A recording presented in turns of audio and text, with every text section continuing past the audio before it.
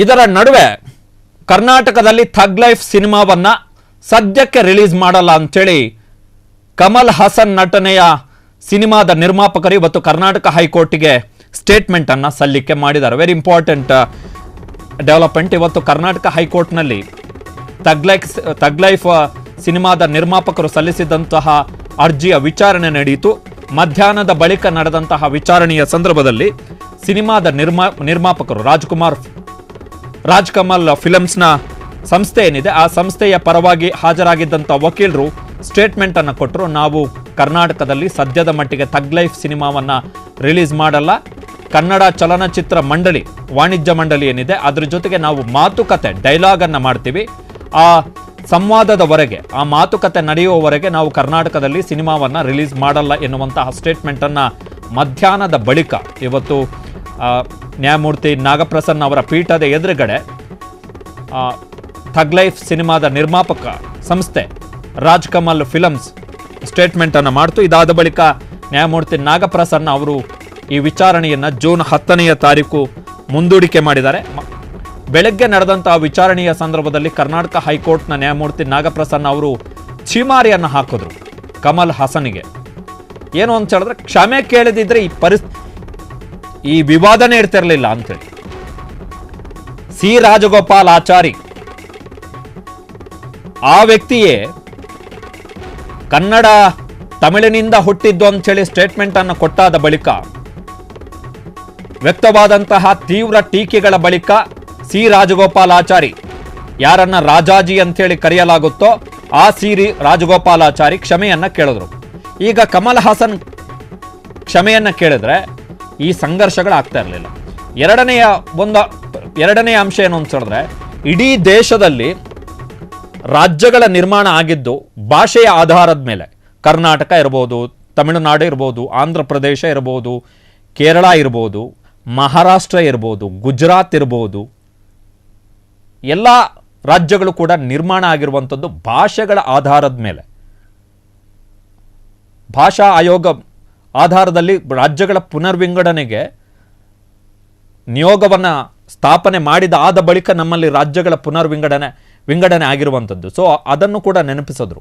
ಯಾಕೆ ಭಾಷೆ very important ಅಂತ ಹೇಳಿದ್ರೆ, ಪ್ರತಿ ರಾಜ್ಯಕ್ಕೂ ಕೂಡ ನ್ಯಾಯಮೂರ್ತಿ ನಾಗಪ್ರಸನ್ನ ಅವರು ಇವತ್ತು ತಮ್ಮ ವಿಚಾರಣೆಯ ಸಂದರ್ಭದಲ್ಲಿ ಅದನ್ನು ಉಲ್ಲೇಖ ಮಾಡಿದ್ದಾರೆ. ಪ್ರತಿ ರಾಜ್ಯದ ಪ್ರತಿ ನಾಗರಿಕನಿಗೂ ಕೂಡ ಆತನ ರಾಜ್ಯದ ನೆಲ, ಜಲ ಮತ್ತು ಭಾಷೆಯ ಬಗ್ಗೆ ಅತೀವವಾದಂತಹ ಪ್ರೀತಿ, ಅಭಿಮಾನ ಇರುತ್ತೆ.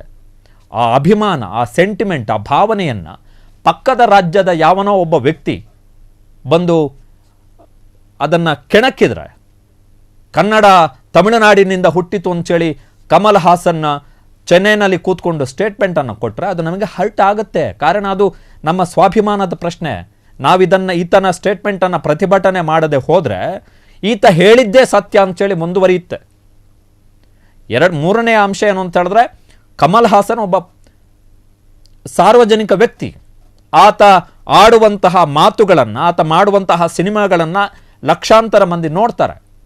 ಲಕ್ಷಾಂತರ ಮಂದಿ ನೋಡುವಂತಹ ಸಂದರ್ಭದಲ್ಲಿ ಆತನಿಗೂ ಕೂಡ ಪ್ರಜ್ಞೆ ಇರಬೇಕು, ತಾನು ಏನು ಮಾತಾಡ್ತಾ ಇದ್ದೀನಿ ಅಂಥೇಳಿ. ಮೂರನೆಯದ್ದು, ಇದರಲ್ಲಿ ಕ್ಷಮೆ ಕೇಳಿದ್ರೆ ಆಕಾಶ ಬೀಳುವಂಥದ್ದೇನಿದೆ, ಮುಗಿತಾಯ್ತಪ್ಪ. ಸೆಂಟಿಮೆಂಟ್ ಹಾರ್ಮ್ ಆಗಿದೆ ಅಂದರೆ, ಕನ್ನಡ ವರ್ಷಸ್ ತಮಿಳು ಅಂತೇಳಿ ಬಂದಂತಹ ಸಂದರ್ಭದಲ್ಲಿ ಸಹಜವಾಗಿ ಅದು ದೊಡ್ಡ ಮಟ್ಟದ ಸಂಘರ್ಷ ಯಾವತ್ತೂ ಕೂಡ ಸೃಷ್ಟಿಯಾಗುತ್ತೆ. ಸೊ ಆ ಸೂಕ್ಷ್ಮತೆಯನ್ನು ಅರಿತುಕೊಂಡು ಕಮಲ್ ಹಾಸನ್ ಕ್ಷಮೆಯನ್ನು ಕೇಳಬೇಕಿತ್ತು. ಕಮಲ್ ಹಾಸನ್ನ ಸಿನಿಮಾದ ಥಗ್ ಲೈಫ್ ಸಿನಿಮಾದ ನಿರ್ಮಾಪಕರು ಇವತ್ತು ಕರ್ನಾಟಕ ಹೈಕೋರ್ಟ್ಗೆ ಹೇಳಿದ್ದಾರೆ, ನಾವು 300 ಕೋಟಿ ರೂಪಾಯಿ ಇನ್ವೆಸ್ಟ್ಮೆಂಟ್ ಮಾಡಿದ್ದೀವಿ ಈ ಸಿನಿಮಾಕ್ಕೆ. ಜೊತೆಗೆ ಕಮಲ್ ಹಾಸನ್ನ ನಾಯಕನ್ ಸಿನಿಮಾದ ಬಳಿಕ ಇದೇ ಮೊದಲ ಬಾರಿಗೆ ಮಣಿರತ್ನ ಮತ್ತು ಕಮಲ್ ಹಾಸನ್ ಇಬ್ಬರು ಒಟ್ಟಾಗಿದ್ದಾರೆ. ಹೀಗಾಗಿ ಈ ಸಿನಿಮಾಕ್ಕೆ ಬಿಡುಗಡೆ ಮಾಡಲಿಕ್ಕೆ ಅವಕಾಶವನ್ನು ಕೊಡಬೇಕು, ಯಾವುದೇ ಅಡ್ಡಿ ಕ್ರಿಯೇಟ್ ಮಾಡದಾಗೆ. ಮ್ಯಾಂಡಮಾಸ್ ಅಂತ ಹೇಳಿದ್ರೆ ಟು ಡೈರೆಕ್ಟ್ ದಿ ಸ್ಟೇಟ್, ರಾಜ್ಯ ಸರ್ಕಾರಕ್ಕೆ ನೀವು ಸೂಕ್ತ ಭದ್ರತೆಯನ್ನು ಕಲ್ಪಿಸಬೇಕು ಅಂತೇಳಿ ಆರ್ಡರ್ ಕೊಡಿ ಅಂಥೇಳಿ ಈತ ಅಪ್ಲಿಕೇಶನ್ ಅನ್ನು ಹಾಕೊಂಡಿದ್ದು, ಈತ ಮತ್ತು ಈತ ನಡೆಸಿದಂತಹ ಸಿನಿಮಾ ನಿರ್ಮಾಣದ ಸಂಸ್ಥೆ.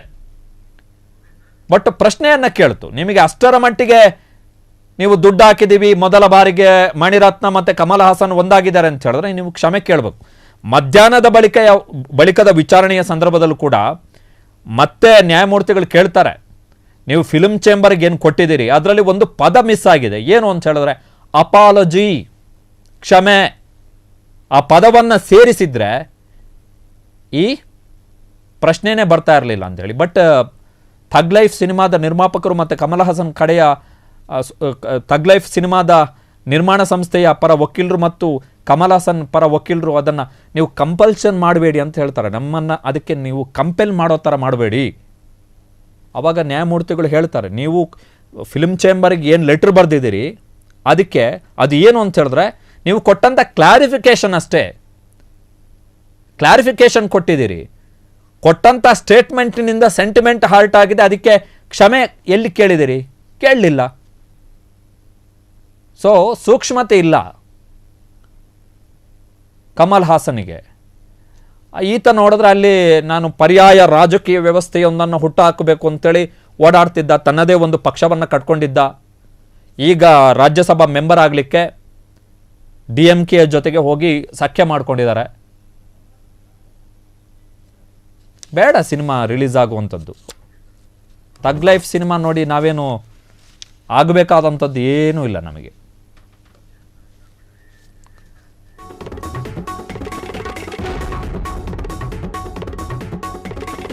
ಕ್ಷಣ ಕ್ಷಣದ ಸುದ್ದಿಗಳಿಗಾಗಿ ಫ್ರೀಡಂ ಟಿವಿ ಸಬ್ಸ್ಕ್ರೈಬ್ ಮಾಡಿ, ಲೈಕ್ ಮಾಡಿ ಹಾಗೂ ಫಾಲೋ ಮಾಡಿ. ಹೊಸ ಸುದ್ದಿಗಳ ನೋಟಿಫಿಕೇಶನ್ಗಾಗಿ ಬೆಲ್ ಐಕಾನ್ ಮೇಲೆ ಕ್ಲಿಕ್ ಮಾಡಿ.